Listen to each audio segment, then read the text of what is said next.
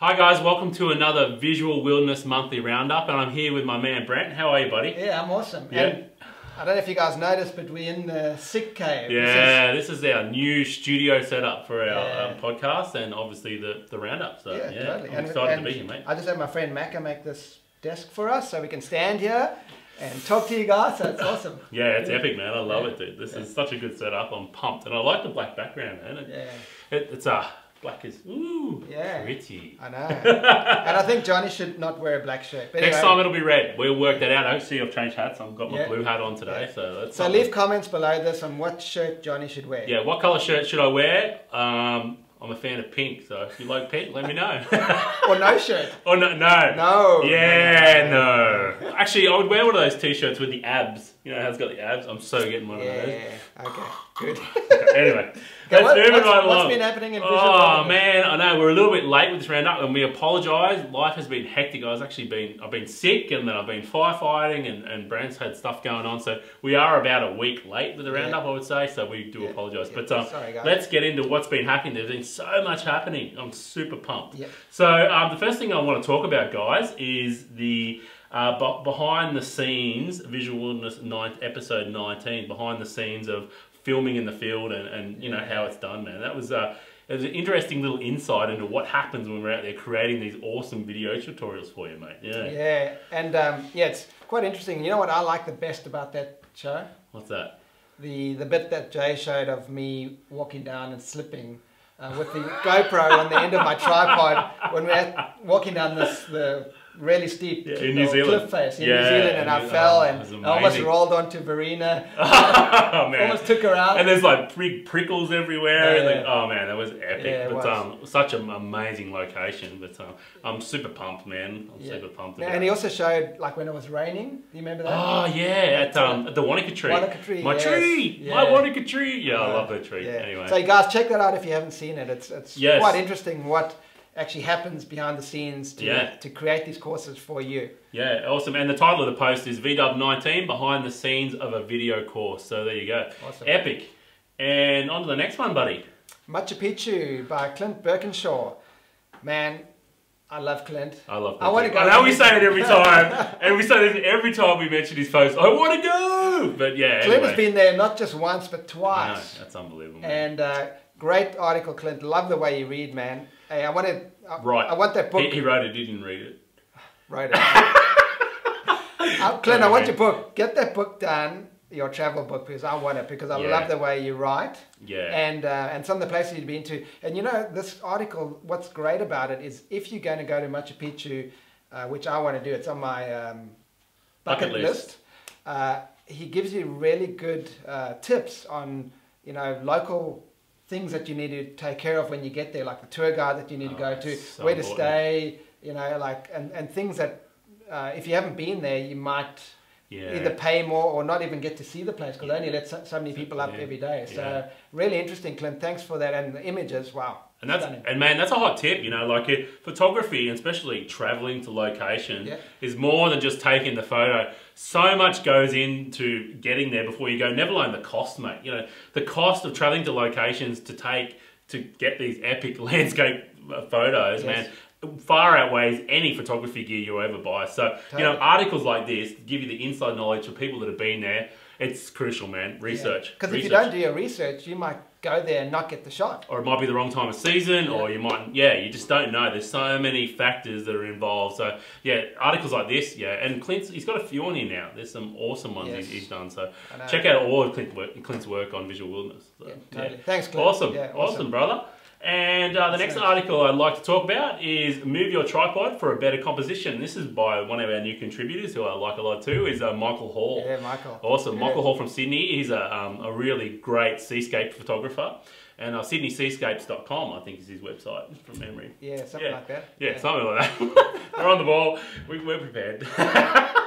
We actually spoke to Michael the other day on the other show that we on the 6 show, and that should be, I think, 2 weeks that episode will be out. So good. Yeah, awesome. I love the beer, the Duff beer.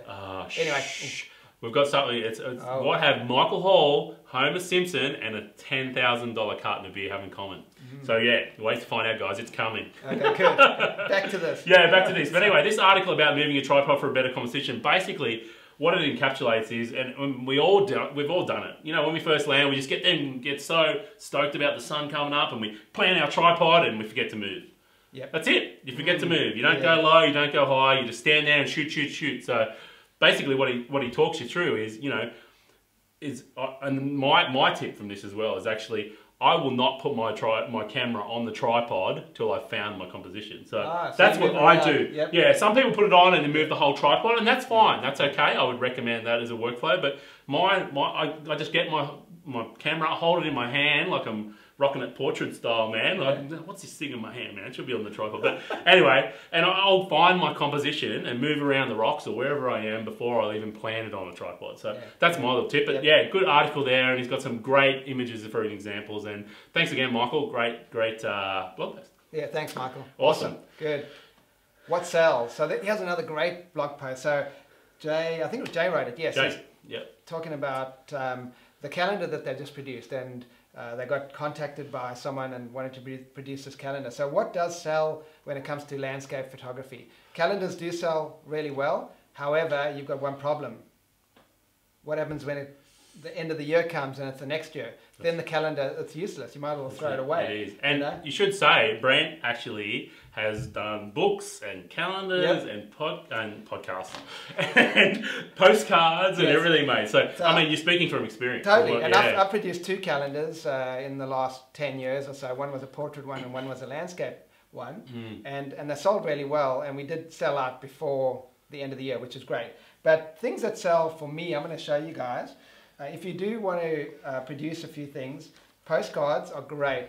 Actually, something I've learned by being around you guys is, and I know we don't like to shoot at that time of day, but it's interesting enough, blue sky shots are very popular with the common, not the common person, but the non-photographer, let's say. The tourist. Yes. That's what I'm after. That's the word. And the reason being is because that's the time of day, and more than likely they've seen that location that they're at. Yeah. So they get that, and that's what reminds them of that location. Totally. So this one sells twice as many as this one.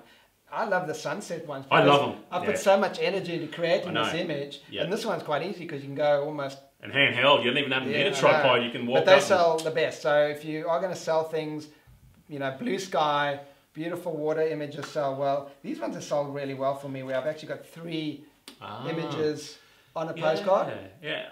Do you think people think they're getting more value for money because there is a bit of a collage? I don't know. I mean, again, as a photographer, much prefer the sunset on a massive postcard, but don't know. Yeah, I don't know. It's interesting, isn't it? Because so I've done this is 1 Mile Samurai. It's a local beach over here. So I've done different areas with different images, and then my book, which is now sold out. I've just got a few private copies left.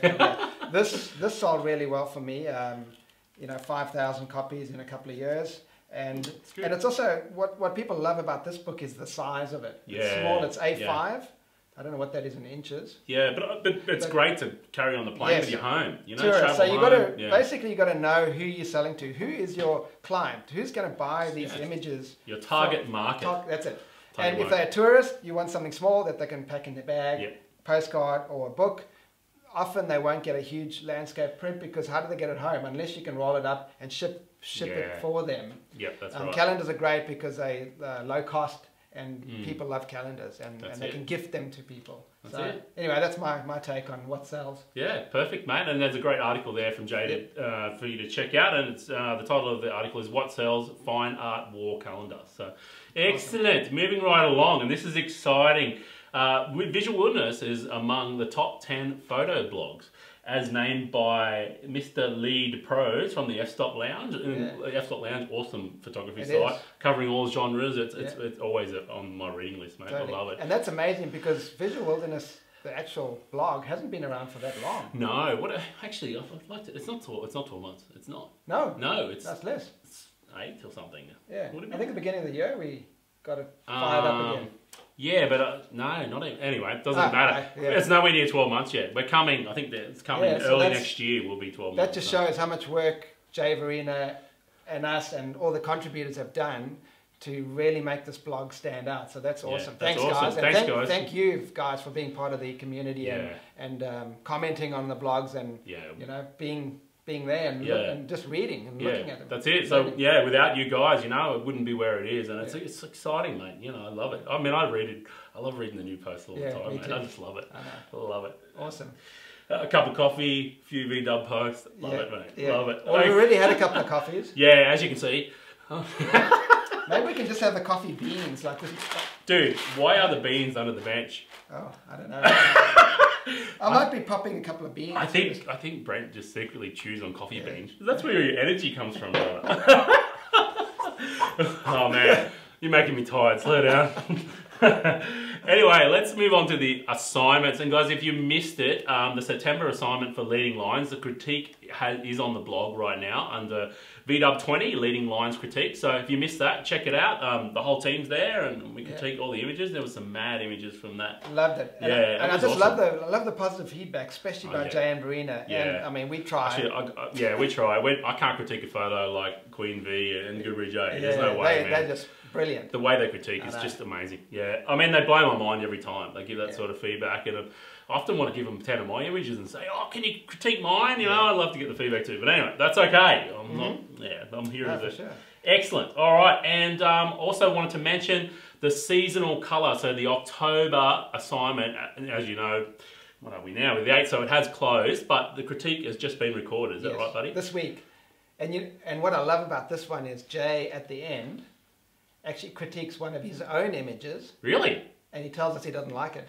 But you know what? And why doesn't he like it? So you guys need to watch this right to the end. Why doesn't Jay like his own image? Yes. Ah, there you go. So look out for that. I'm sure it's going to land on the blog within the next week or so. Yeah, for sure.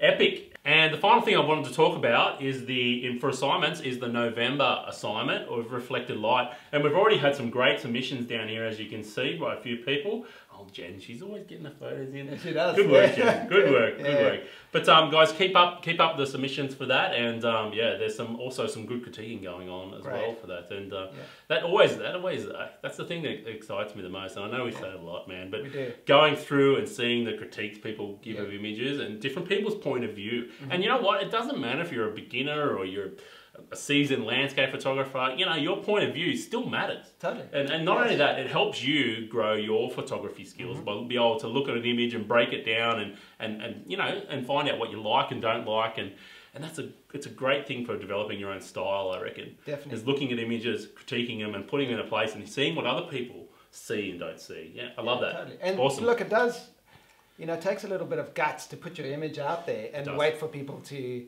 give you their opinion, you know, but it's just their opinion. So that's, you know, you don't have to take it too hard. But as long as you learn from every critique, you're getting better. And just a quick tip, guys, reflected light doesn't necessarily mean a reflection on water or something. I remember Jay pointing out reflected light on the back of that tree. Do you remember? Yeah, so I'll set the scene. It was basically in a forest here when we were filming in Australia, and it was harsh light coming through the tree canopy. So middle of the day, harsh light coming through the tree canopy, bouncing off some sand on the ground onto the side of a tree. Yes. So, and what Jay did to prove that is he photographed both sides of the tree. So this side had very low contrast. The histogram was very pointed right near the middle. But the side that was getting the reflection of light off the ground had exactly the same texture and everything, like just both sides of the tree, had a broader histogram, therefore more contrast. And it was amazing. Actually, that was something I love that. That's something I'll never forget, because I never looked at the shadow side of a tree before and thought about what light is actually hitting that side. Yeah, that's it. I mean, and Brent's a portrait photographer as well, so mate, there you go, reflected light. So there you go. Awesome. Good. Epic. And mate, I think we just wanted to give a quick shout out to everyone that's checked out the hyperfocal distance and the in-sharp focus courses. Yes. They've been selling like hotcakes, and thank you guys. Yeah, thank you. We've been getting some super feedback about it, and just amazing. I just love how Jay and Verena explain hyperfocal distance. I mean, it just breaks it down into really simple terms, and it's just, it's the best way to learn hyperfocal distance. I mean, totally. Thank you guys for so much. purchasing the course and leaving us feedback. We really appreciate it. That's what keeps us going. It is. So that's what's going to keep us going for the next travel thing that we're going to go film Jay and Verena at, which is happening next year sometime. So. Yeah, and more on that soon. That's exciting, mate. Hey, you know what we should do before we end this off? What's that? I should show these guys kind of behind the scenes, look at I'll just zoom out on the lens there, just to see my studio. Can you see it? We're going to put a few things out okay. It's wait. Let me just warn them. There's a lot going on, and as all studios. There we go. All right. So here's our mic. That's the mic up there. Can you see that? I don't know if they can see that. Maybe, yeah. Anyway. Maybe if I it's just out of shot, but it's a little shotgun mic on a boom up there. Okay. And we've got our laptops and the new bench.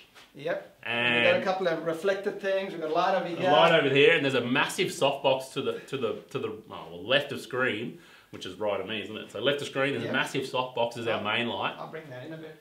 Yeah. You can sort of see it. Yeah, that's it there. Brent's got that. So. Am I taking out the... Yeah, you just hit the mic. Oh, dude, you are crazy. Dude, you got to put that back. Anyway. Okay. All right, guys. All right, guys. That's it for another. Thanks for putting the softbox there, bro. Leave comments below. Leave comments below, and yeah, thanks again, guys. We appreciate it. Bye. Bye.